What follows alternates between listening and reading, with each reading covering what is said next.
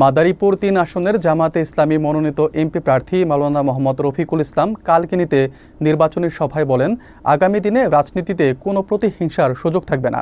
Nabagram union দলীয় office উদ্বোধন শেষে নবগ্রাম উচ্চ বিদ্যালয় চত্বর অনুষ্ঠিত আলোচনা সভায় তিনি এ মন্তব্য করেন। তিনি বলেন, জামায়াতে ইসলামী পার্লামেন্টে আসলে দুর্নীতি ও হয়রানির সুযোগ থাকবে না এবং নতুন প্রজন্মকে শুদ্ধ ও সৎ নেতৃত্ব প্রদান করবে। বিস্তারিত থাকছে আশরাফুর রহমান হাকিমের প্রতিবেদনে। মাদারীপুর ৩ আসনে জামায়াতে ইসলামী প্রার্থী মাওলানা মোহাম্মদ রফিকুল ইসলাম শুক্রবার বিকেলে নবগ্রাম ইউনিয়ন দলীয় অফিস উদ্বোধনের পর নবগ্রাম উচ্চ বিদ্যালয় চত্বরে একটি নির্বাচনী আলোচনা সভায় উপস্থিত হয়ে বলেন, আগামী দিনে রাজনীতিতে প্রতিহিংসার কোনো স্থান থাকবে না। তিনি উল্লেখ করেন, অতীতে বাংলাদেশের রাজনীতিতে বিভিন্ন ধরনের হয়রানি, চাঁদাবাজি ও দুর্নীতির ইতিহাস থাকলেও জামায়াতে ইসলামী পার্লামেন্টে আসলে এমন সুযোগ কেউ পাবে না। তিনি বলেন, তাদের দল জনগণকে শুদ্ধ ও সৎ নেতৃত্বের মাধ্যমে নতুন প্রজন্ম উপহার দেবে, যাতে দুর্নীতি ও হয়রানির ইতিহাস পুনরাবৃত্তি না হয়। সভায় উপস্থিত ছিলেন ডাসার উপজেলা জামায়াতে ইসলামীর আমির মাওলানা আব্দুস সালাম, যারা সভাপতিত্ব করেন, এবং দলীয় নেতা মাওলানা মোহাম্মদ জাকির হোসেন, যিনি সঞ্চালনা করেন। বক্তব্যকালে রফিকুল ইসলাম দলীয় কর্মী ও নেতৃবৃন্দের ঐক্যবদ্ধভাবে কাজ করার আহ্বান জানান। এছাড়া তিনি দেশের আইন শৃঙ্খলা এবং নির্বাচনী পরিবেশকে স্বচ্ছ ও সুষ্ঠু রাখার গুরুত্ব তুলে ধরেন।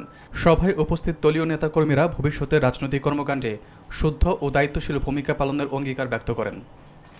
নবগ্রাম ইউনিয়ন থেকে সর্বোচ্চ আপনাদের জন্য ভাবার জন্য ভোট কত দিতে পারবো তা বলতে পারি না, কিন্তু ভাবার যা ভাববো আপনাদের জন্য এবং চেষ্টা করবো, যথাসাধ্য চেষ্টা করবো আমাদের প্রাণ দিয়ে, যদি আমরা মারাও যাই।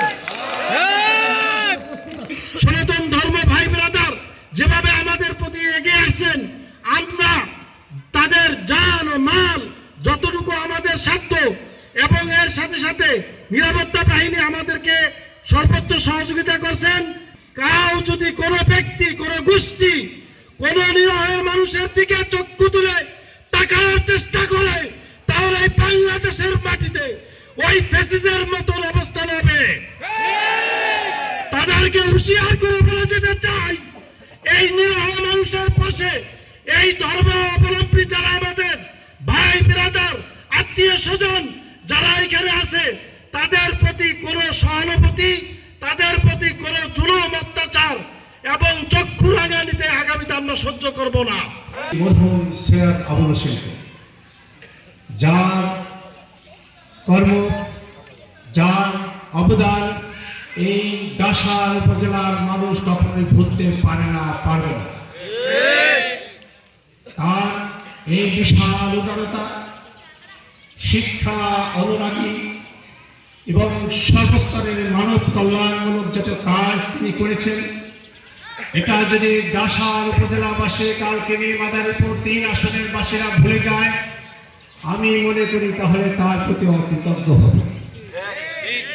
এই জন্য আমি তার যোগ্য উত্তরসূরি হিসাবে, মাদারীপুর ৩ আসন থেকে তিনি বারবার নির্বাচিত হয়েছেন, আজকে তিনি না থাকার কারণে তার রেখে যাওয়া কাজকে আরো সামনের দিকে এগিয়ে নেওয়ার জন্য আমি ব্যক্তিগতভাবে তাকে অনেক গভীরভাবে শ্রদ্ধা করছি এবং আল্লাহ তাআলার কাছে তার রুহের মাগফিরাত কামনা করছি। আমি কয়েকটি বিষয় আপনাদের দৃষ্টি আকর্ষণ করতে চাই, আপনাদেরকে আশ্বস্ত করতে চাই এইভাবে, বাংলাদেশের ইতিহাসে যতগুলো নির্বাচন অনুষ্ঠিত হয়েছে, আগামী 2026 সালের জাতীয় সংসদ নির্বাচন থেকে শুরু করে সর্বস্তরের নির্বাচন সুন্দর, সুষ্ঠু, শান্তিপূর্ণ হবে। এই ক্ষেত্রে কোনো পেশি শক্তি, কোনো আত্মী শক্তির কোনো প্রভাব বিস্তার করতে পারবে না। সুতরাং মনের দিক থেকে পরিষ্কার থাকুন, আপনারা সর্বস্তরের মানুষ সুন্দর একটি পরিবেশে, অভাবনীয় শান্ত পরিবেশে আপনারা আপনার পছন্দের প্রার্থীকে ভোট দিতে পারবেন ইনশাআল্লাহ। সম্মানিত উপস্থিতি, আজকে যে সমস্ত অমুসলিম ভাইরা আশঙ্কা করছেন যে আমরা বাংলাদেশ জামায়াত ইসলামী অথবা যারা আমাদের ভোট পেতে চান, তাদেরকে ভোট যদি আমরা না দেই তাহলে আমরা শান্তিপূর্ণ পরিবেশে জীবন যাপন করতে পারবো কিনা। বা জামায়াত ইসলামী করতে গিয়ে যদি কেউ কোনো ক্ষয়ক্ষতি হন, কোনো সমস্যার সম্মুখীন হন, তাহলে জামায়াত ইসলামী তাদেরকে সামনে রেখে পিছন থেকে চলে যাবে কিনা। আমি তাদের কাছে স্মরণ করে দিতে চাই, বাংলাদেশ নয়, বিশ্বের সর্বস্তরের মানুষ এটা স্বীকার করবেন, মুসলিম হন অমুসলিম হন, ইসলামী আন্দোলনে কাজ করতে গিয়ে, ভালো কাজ করতে গিয়ে জামায়াত ইসলামীর পক্ষ অবলম্বন করার কারণে যদি কেউ কোনো ধরনের সমস্যার সম্মুখীন হন, আপনার পাশে জামায়াত ইসলামী ছিল, থাকবে এবং আছে।